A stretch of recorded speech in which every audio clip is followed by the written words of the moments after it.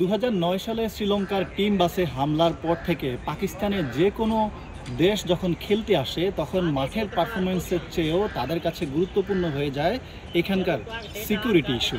লাহোরের গাদ্দাফি স্টেডিয়ামে ঢুকতেই আমরা কড়া নিরাপত্তা ব্যবস্থা দেখলাম এবং যে কোনো আন্তর্জাতিক সিরিজের আগে সাধারণত যে ধরনের নিরাপত্তা বলয় তৈরি করা হয় এবং মাঠে ডগ স্কোয়াড কিংবা অন্যান্য যে ড্রিলসগুলো আছে নিরাপত্তা সেগুলো নিশ্চিত করা হয়, এবার তার থেকেও বেশি করা হচ্ছে।